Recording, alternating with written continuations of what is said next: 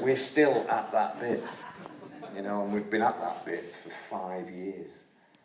And when you're in that bit, you can't really see a future for either of you, which is the truth. And you know, the thing is that they plotted what they did. Yeah, they started plotting it in February 2011, and they did it on the 2nd of September 2011. They did it to me.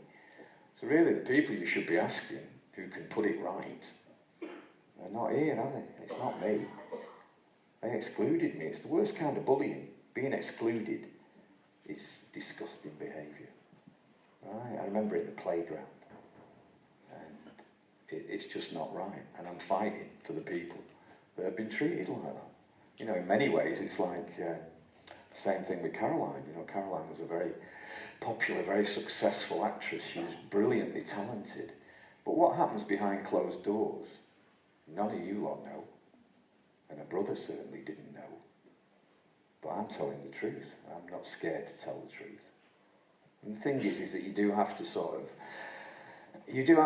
up what's going to happen to you. But to me, there was no point in me writing a book about my life and leaving out something that nearly destroyed me.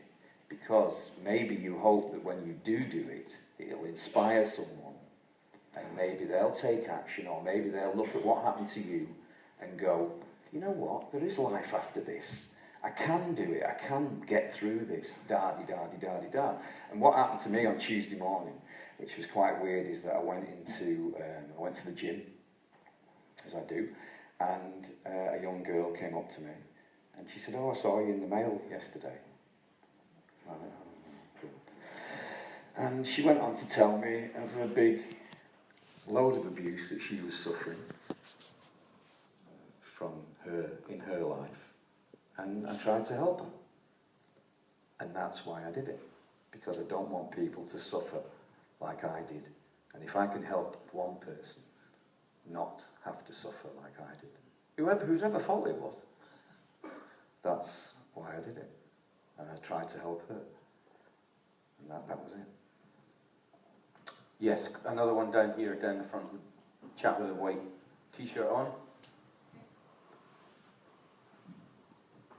Thank you.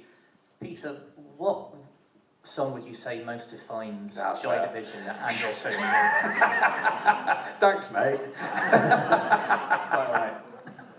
Sorry, say it again. What song for you most defines Joy Division and also for New Order as well? Joy Division, I have to say, it's atmosphere. And the weird thing about atmosphere was that I remember that poll, yeah, about songs that get played most at funerals and songs that get played most at weddings. And I thought, oh God, I hope we don't get funerals. And we did. Bloody Robbie Williams got angels, weddings, you know. I was like, ah, you bastard. So the thing is that for me, it sums up Joy Division perfectly. The lyrics and the music are just so wonderful. And to think that we wrote atmosphere in like 2 hours or something. And it has been synonymous with everything that we do now. You know, at Alan Wise's funeral, we lost through a broken heart, which was really tragic because of his daughter's suicide. It was a horrible thing. They played it at his funeral. And I've come to accept now that every time I go to a funeral for someone I loved, you know, our song will be there. And when we played it at Tony's,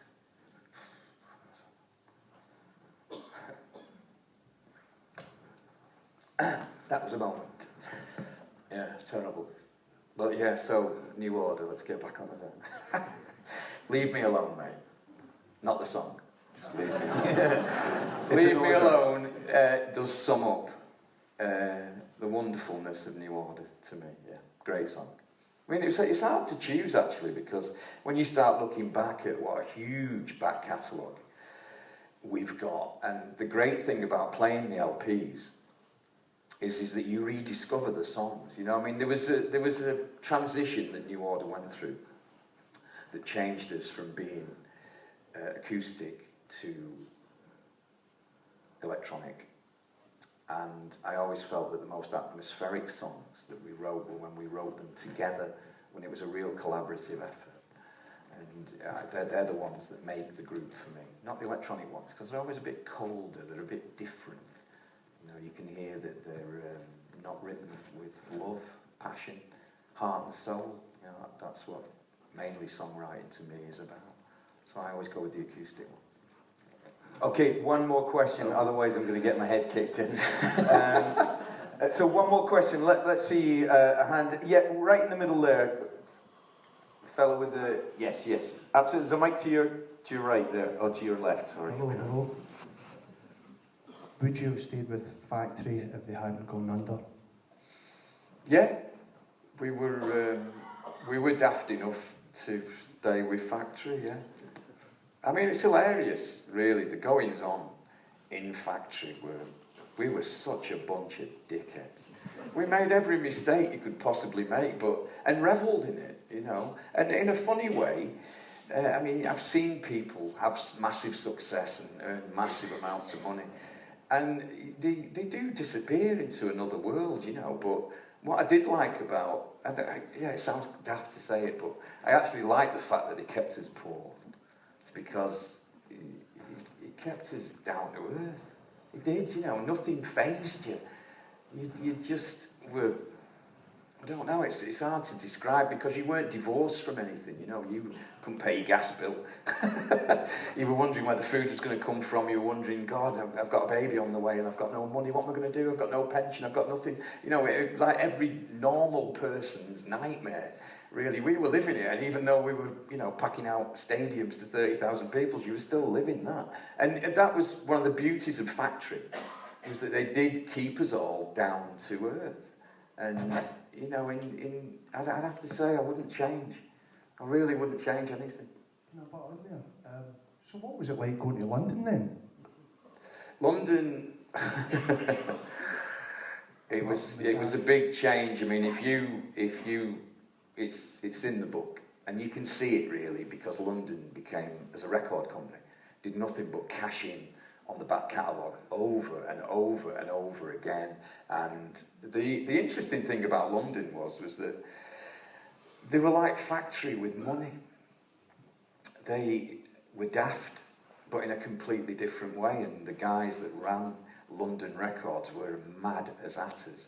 But it was a real struggle for us to extricate ourselves from Factory and walk out of it with our belongings, if you like, with our songs. Was really, it was hairy. We nearly lost everything, you know. So when we got to London, there was a huge sigh of relief, because we'd survived, because you know, it nearly took us down when the liquidator, I mean, I don't know if anyone ever here has ever liquidated a company, but my God, it ain't fun, and it's really hard, and it seems like an easy way out when you do it. Oh, right, come on, we'll go bankrupt. It's not easy, and you get yourselves in all sorts of problems, terrible problems. And London was fun for a while, and they wasted more money than Factory. I mean, there's a wonderful moment in there. We did 4 videos for Republic, and I think the total cost in there was something like 1.2 million on our bill. Right, you owe us 1.2 million. So for 4 videos, and I reckon 3.5 of them were shit. The video is like, you may as well open the train window and throw £50,000 out, shut it again and go, somebody will find that and make a great video. You know, it really is that much of a shot in the dark as to whether you're going to get a good video. Like Regret was hilarious, because the guy spent 3 weeks in Cannes on pre-production. Yeah. By the pool, mate, it looked like to me by that time. Then we filmed it. Crap. I mean, we didn't make his life much easier. I especially didn't make his life very easy in the book. And then at the end of it, he decided to go, well, you know what, I need to film a little bit more for the end, and I'm going to film it in Los Angeles. So he changes from Rome to Los Angeles right at the end of the video, and then charged us $450,000. You know, well, it was just like nothing made sense, you know. So it was actually nice to be on a big record company where nothing made sense. And on that note, we'll have to leave it, ladies and gentlemen, not because I want to. I've been lucky enough to speak to Hookie about Unknown Pleasures, his Joy Division book, and again tonight about Substance Inside New Order. Get a copy of this. You will not regret it. It is one of the best books I've ever read, and it's an absolute pleasure. Hookie, Peter Hook, give it up!